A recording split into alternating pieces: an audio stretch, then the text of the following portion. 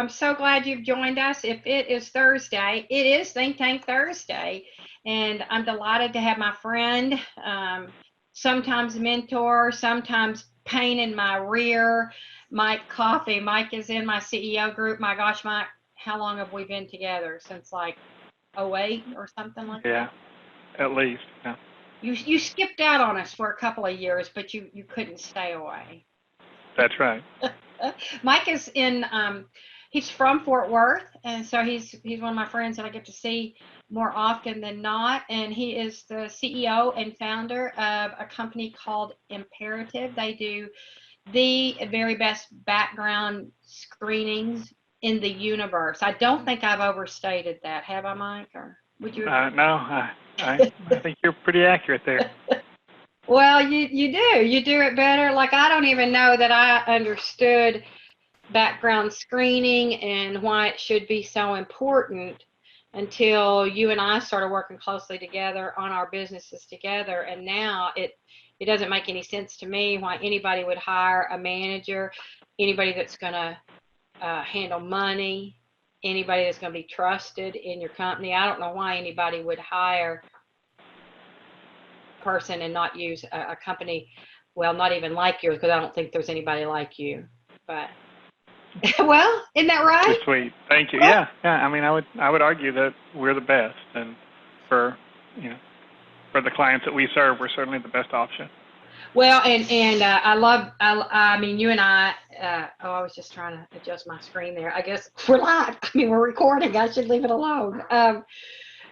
You and I. I mean, I know that you only deal with people who absolutely love what y'all do and understand what you do and why you do it. And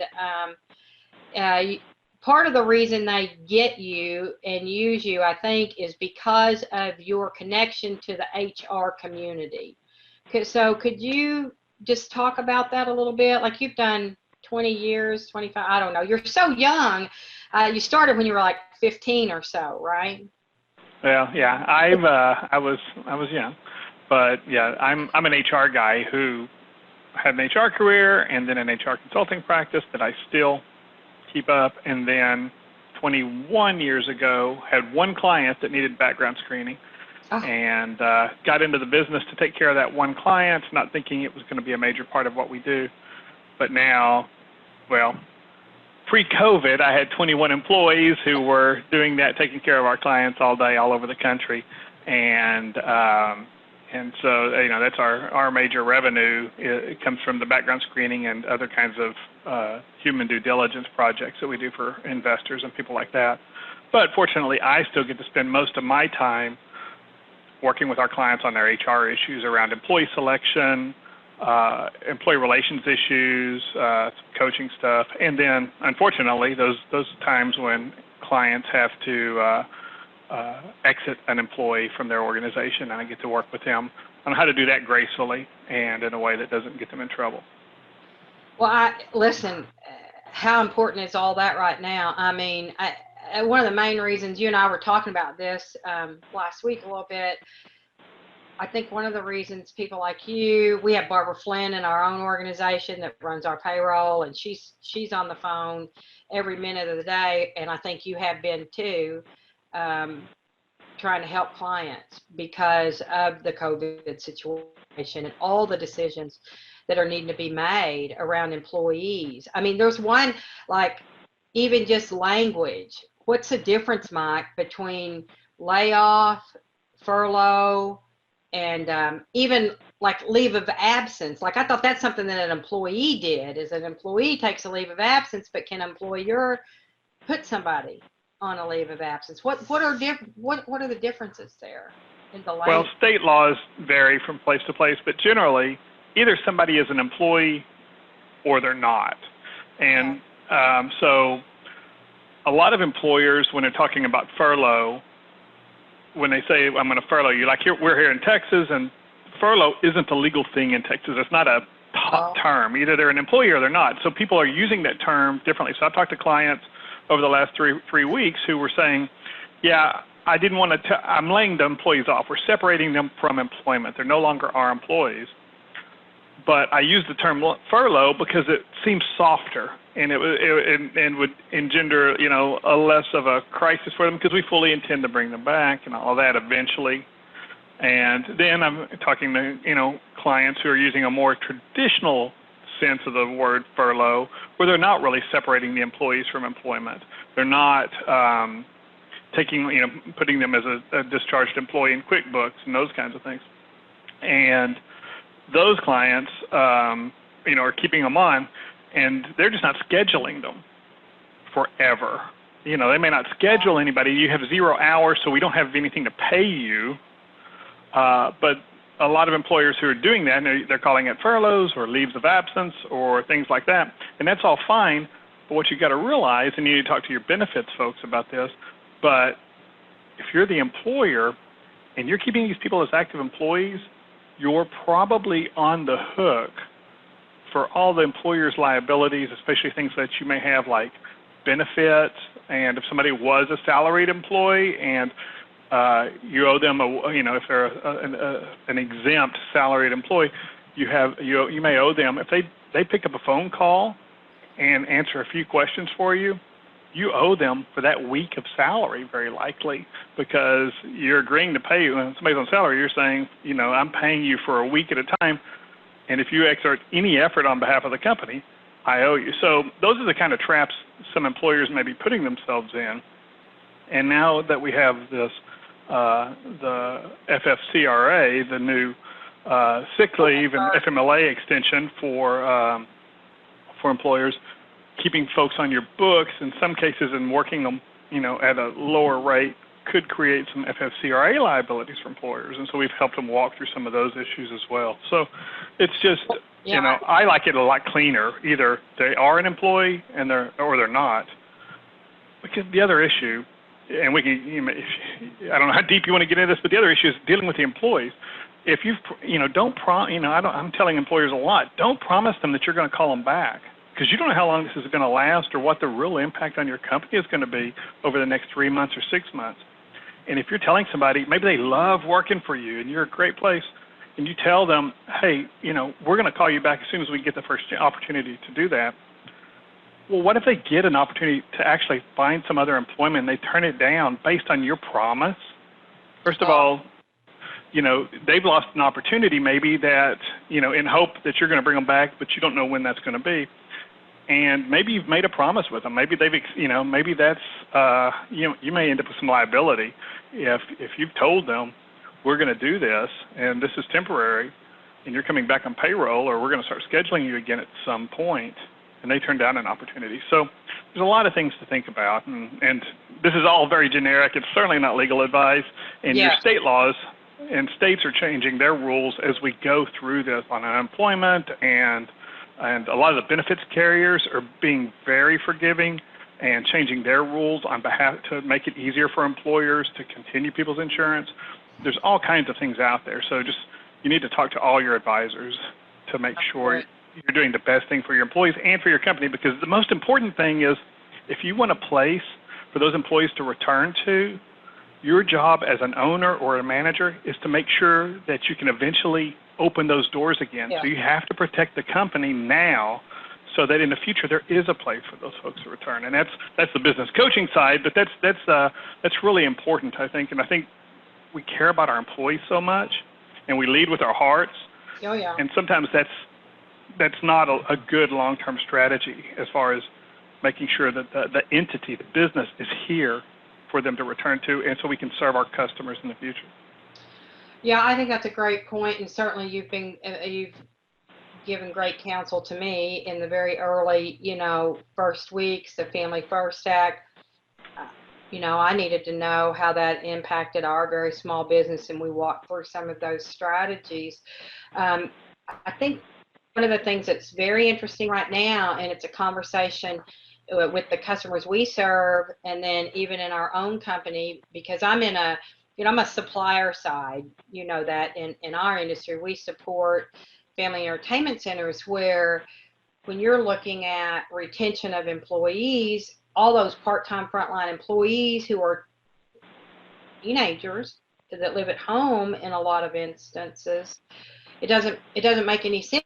You can't in a lot of states, they can't even be in the building together because that building's a non-essential business and it's closed down. They can't be in the building. So when you're talking about things like PPP and keeping people hired, even if you've got projects for them to do and things like that, for our employee, the people we work for, I don't know if that looks like as good a benefit as the disaster relief and the, payroll credits stuff. It's all pretty darn complex. I know for our company, we've got plenty of work to do. We're a training company, a coaching company, we're in development. And so that's looked very attractive, but I ain't got the money yet. Right. And I brought the people back and we're paying and going along and things like that. So that's pretty complicated. And me more than anyone loves to lead with their heart because I do love people. And You do. I can't hardly stand not trying to figure out a way to make everybody happy. And what you've been doing a great job. Like I have seen, and I've never seen you do this, and I know you very well, and I have seen you out on Instagram and Facebook, and just being such an encourager. And basically, I would love you to share your message because it's really a good one. Well, now you're going to make me all emotional, Beth, when you start crying. Sorry. You know how I get. But Sorry. The real truth is, you and I have been around longer than a lot of our customers in business and a lot of our friends who've, I've got a lot of friends who've never, who don't remember the 2000.com bust or Right. or even 2008, 2009 and what that was like. And I've spent a ton of time working through it myself, right? Over the last few weeks and thinking, here we go again. And am I ready? Am I a leader enough to be the person who, all these people are looking to for guidance and reassurance and information? But the reality is first of all, I was reminded of, I've done a lot of work, and you've been a part of that over the last 10 or 15 years on setting my own values and reminding myself of, that who I am is not, I may be an entrepreneur, but if this whole company exploded and went away tomorrow, my identity wouldn't be diminished. I am who I love. I am a husband and the father to my 3 boys, and I am an entrepreneur. I will always be that guy who's solving problems for other people. And Yep. if it's not here and it's not with this entity and this, all this is a corporate way, this is a corporate entity that I use to solve other people's problems and to help people. And so I'll be doing that no matter what. And so constantly reminding myself of that and of my own values, one of which is humor. And it's really important to me that I be a source of a smile to people right now. Levity. But I remember, yeah, exactly. And so I remember when I had my first business in my early 20s, and I couldn't find anybody to do my dry cleaning, do my shirts, in fact, the way I wanted. So I left my corporate job in my early 20s and sunk everything I owned into a dry cleaner's. And Beth, you've heard the story. I lost my can on that deal. I mean, I was cleaned out. 2.5 years, but it was like a PhD in business. I learned more in that 2.5 years, but I walked away from that and I was so demoralized. My whole identity was I was the hotshot 20-something who had started this company and had some success and all that. And then for various reasons, most of which had to do with my own inexperience and the expensive lessons I learned along the way. I had to close the business. But the day I closed it, I didn't have any prospects immediately, so I went and, back then we called them Kelly girls. But I went and signed up to be a Kelly girl, and I signed up to, just to do a temp job, whatever. I needed to put, put food on the table. So I went and did that. And I got a job. They only made one assignment, and I got that job, went and did that, and it turned into a real job working in HR in a healthcare entity. And they hired me as an HR generalist, and then I became a manager, which is where I met my wife.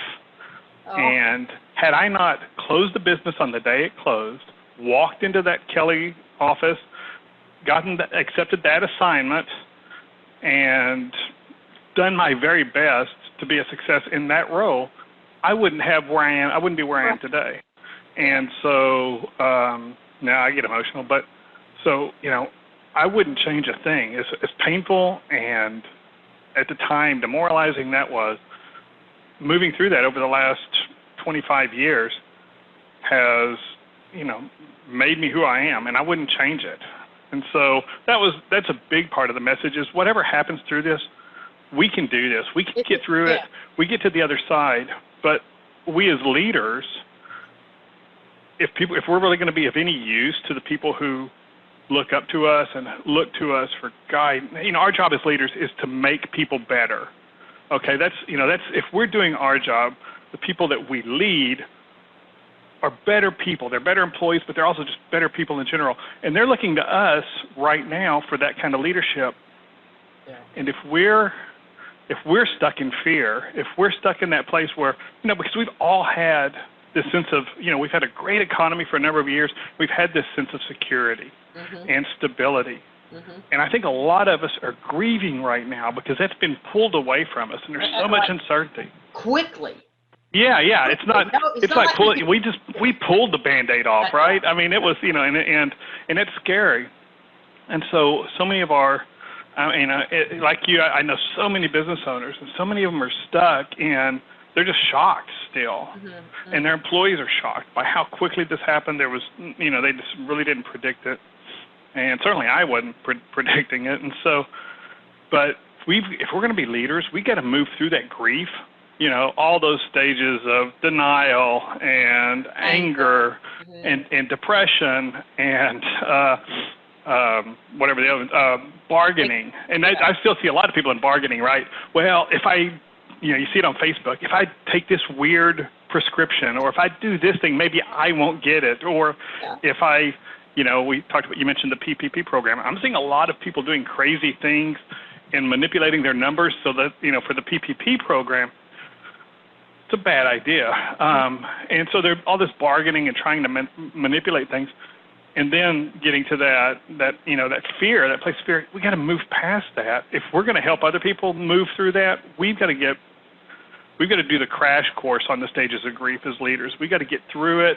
We've got to see there's so many things that are outside of our control right now. And you like me, Beth, we're control freaks, okay? Not you, of course not. But I am. I'll just say, I'll experience here. I'm a freak. I'm a control freak. I like to have everything in its right place so that I know what's going to happen. And a lot of that's gone right now. There's, to move, to be able to say, okay, there's a handful of things right now. I can't control all of this, but I can control these things right here in this narrow focus. These are the things I can control. But as leaders, we got to recognize how much leverage is in that those handful of things we can control. That's enough leverage to move the world and to make a giant impact in the lives of our customers, the lives of our employees, the lives of our families, and our general community. I mean, I'm spending as much time working with my various entrepreneur groups I'm a member of, and I'm on a special committee with the Fort Worth Chamber of Commerce, and we're talking and trying to get education out to small business owners all over the city. I'm on the board of the State Chamber of Commerce. There's so many things going on, and that is some of the best places to invest my time right now, is making sure that other people are getting that place where they can lead their people. And so that's kind of my message. Well, that message is not lost on me, and I just couldn't have been more inspired. And I thought, there is my buddy who always handles things with humor and maybe a bit of sarcasm here and there. He's out there leading and cheerleading even a little bit, and encouraging and trying to be a source of a message. I think what I heard you say was leaders got to lead. If ever there was a time that those of us that are out front better darn well do our jobs, now is the time. And I was like, Wow, this is my bud, Mike. Way to go, Mike. Um, Listen, so what about bringing people back? Is there anything like what do we need to be thinking about, Mike? What if there were people that we don't want to bring back? Well, I think a lot of our businesses are going, people think a few weeks ago, 3 weeks ago when we started seeing shutdowns, this was like a temporary annoyance, right? We thought, okay, this will be over. We're going to be shut down for 3 weeks, and we're just going to start back up. And now a lot of the shutdowns have extended through, I think Dallas County is like May 20th. Oh, The I thought I peak, saw May 4th. They've extended all the way no, up. I think that's Tarrant, but but it's out there, whatever it is. Oh, So yeah. we've gone from 3 weeks to now like 9 weeks, and that's a real change. And I think here in Texas, the best estimates I've seen is that we're going to hit our peak as far as deaths of COVID-19 sometime next week. But that peak doesn't mean people stop dying. And so the total death toll is going to keep going up and up. And I think it's going to have a giant psychological effect on consumer confidence. And this is Mike Coffey being the pragmatist and just saying, the things I can't control are the way other people in the general economy is going to respond. So I need to prepare for this longer term, bigger slog that we're going to go through. And I think it's going to take a while before people are really comfortable being in groups together. Yes. And so most of the country is expected by, as best I understand, and I'm also a news addict, which is a horrible thing to be right now because I have to constantly protect my outlook because it would start, but there's some really good sources out there and that I'm paying attention to, and we are supposed to really level out on, and stop seeing the level of new deaths by around June 1st. And so but I still think people are going to be cautious. Yes. And so what I'm telling employers is as you bring people back, figure out what you need to execute the mission that you have today and for the coming week or two. And so you may have your favorite employee and nothing for them that they're really qualified to contribute to the organization right now. And it's heartbreaking, but focus on the people who have the skills that you need to get you through the next week, the next 10 days, the next 2 weeks, and then slowly bring those other folks back, which is horrible news for me because, my business is all geared around people hiring. Bringing people back, right. Yeah. Mike, how many people did you wind up laying off there at Imperative? We had 21, and we're down to 5 right now. Oh. Yeah, but, I'm the good news for the ones I laid off is that, Congress did increase the unemployment that they can receive and things. So they're not, certainly they would rather be at work and be productive and do those things.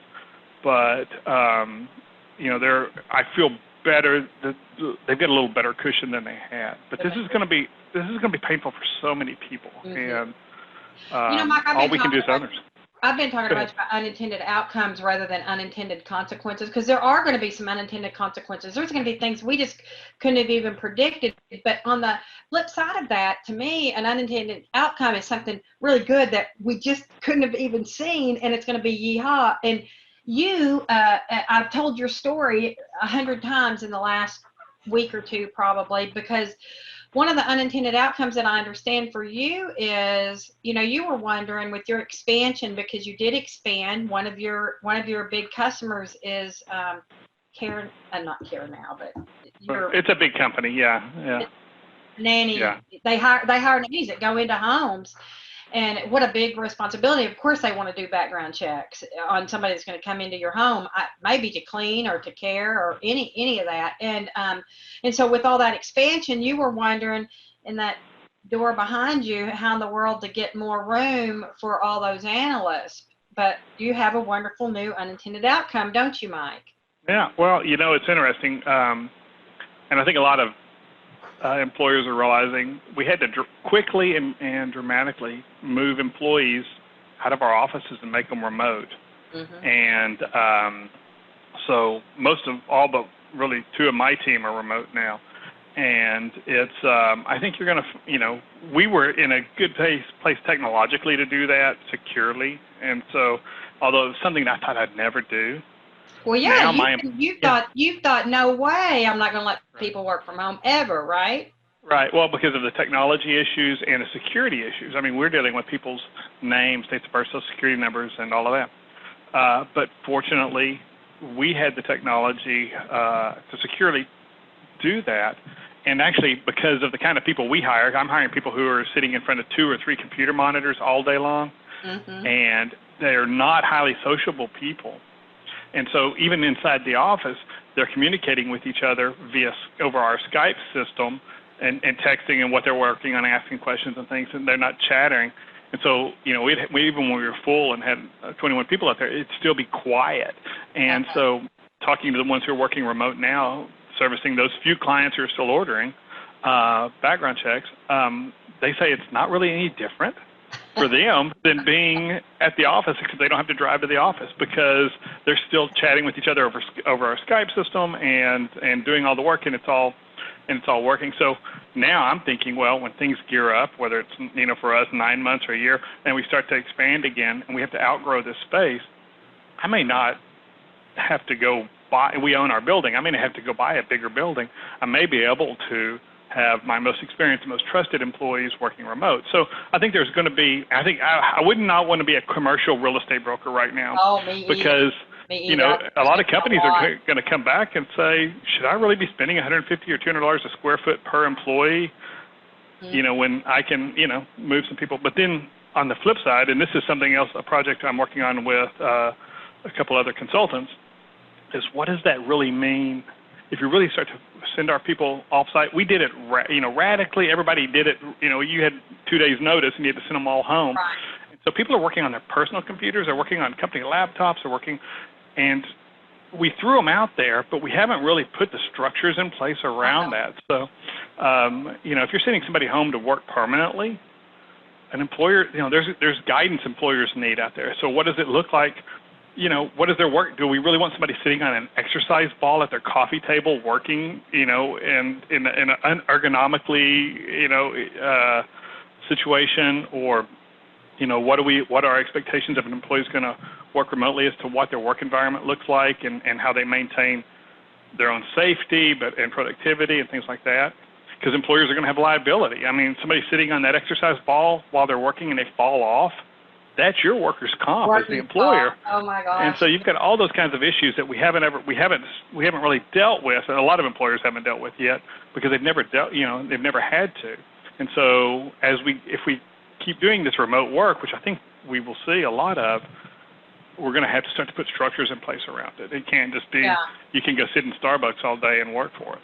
Right. Well, that for us, that was not the big leap, because our company's been working virtually from the beginning. I mean, I don't think I would even have a company really if we didn't have this kind of environment. And I'm kind of excited that the whole rest of the world now has to do it, because they can get more comfortable with our product offering. However, what I do know and what we've lived through is some workers can't do it. There'll be some people that went home and think, wow, this is great, I want to do this more often.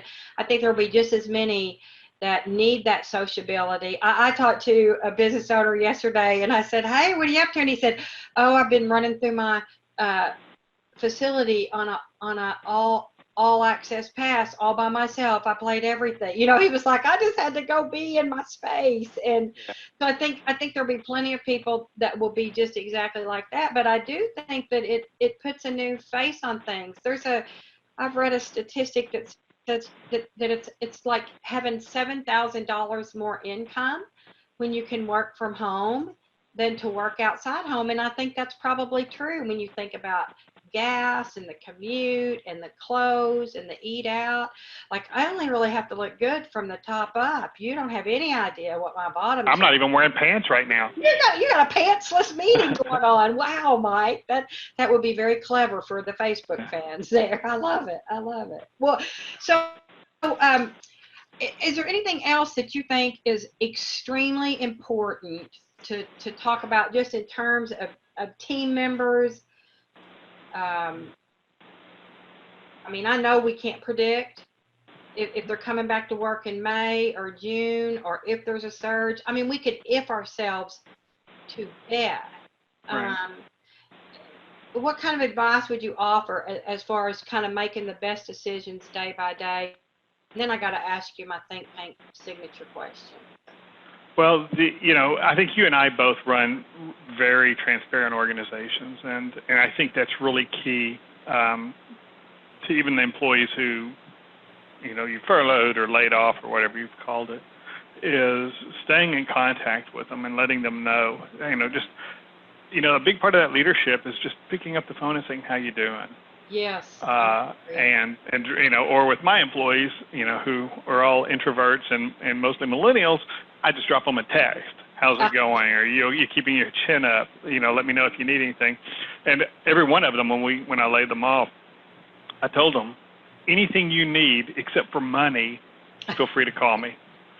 And and they understood what I was saying. And I've had a few, apartment complexes are working with their residents, but they need a letter saying you were laid off due to this.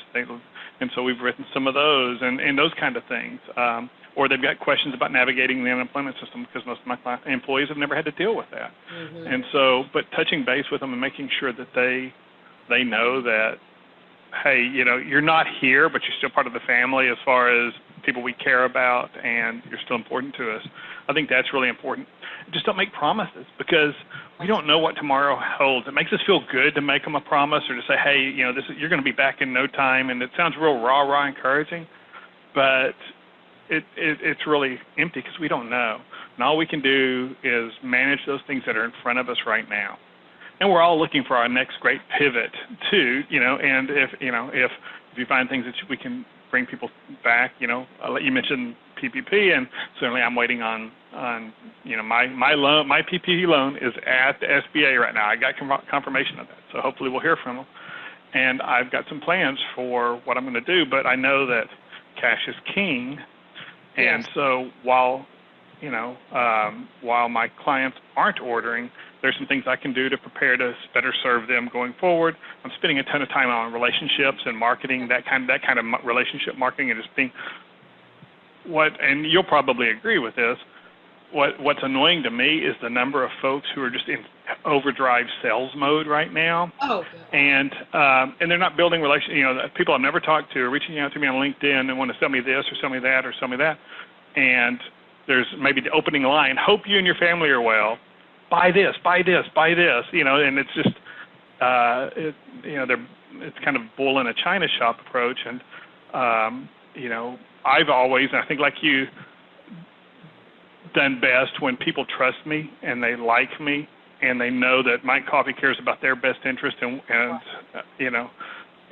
so that's where I'm spending a lot of time right now. So anyway, that's the big message, I think, is transparency and communicating with your employees and your clients. I mean, that's the other thing is I'm talking to a lot of clients who aren't ordering anything from us, but just touching base. Hey, are you okay? How are you doing? Especially the ones I've worked with for years and years, because I know they'll be back.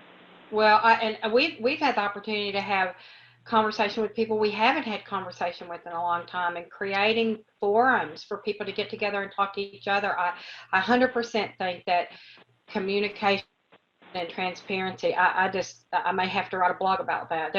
It's wonderful, because being transparent in your communication is incredibly important too. That's wonderful, Mike. Well, I'm so happy that you decided that you would let me force you in. I think I voluntold you that you were doing it, and I thank you for saying, okay, Beth, I'll do that. I think my friends should know, my dearest friends. I know being part of the CEO group that you and I have been together in all these years, we often talk about the intimacy of the relationships that we have with each other, and certainly you're somebody I count on and rely on, and I'm so excited to share you with the world of friends that I work in, and I hope they'll love you as much as I do. With that, I want to thank Bowling Music Network and Redemption Plus. You guys are our digital sponsors, and honest to goodness, almost everybody that sponsors our live events need to be our digital sponsors too at this time, since we're all digital and virtual. So I just want to give a shout out to them. And before I let you go, Mike, Everybody that comes on ThinkTank responds to the following question. At Trainertainment, our huge purpose is we believe that our mission, our goal in life is to help others grow. We think that when that happens, businesses grow, and when businesses grow, communities grow, and families grow, and that sort of thing. So to that end, I'm curious, Mike, what do you do on a daily or a weekly or a consistent basis to help yourself and others grow? You know, for me, the practice, especially recently, for years, you know, I've been into yoga, and I work out a lot, and I do a lot of yoga. And when my yoga studio was closed down, our whole little community was disconnected. And so I used my Zoom account, my corporate Zoom account, and we're doing almost daily. I've got the teachers were going crazy. Everybody was stuck at home, and so we're doing as a group yoga, and Awesome. you know, at least once a day. I did one last night at 6, and I was up at 6 o'clock this morning doing one. And just for me, I know if I'm the extrovert. I'm the guy who, right now, I'm going to the grocery store. When I go to the grocery store, I'm buying milk a pint at a time. And I've got So 4 you can people, go I've got so I can go back, I have a legitimate reason to get out of the house and go back and buy something else.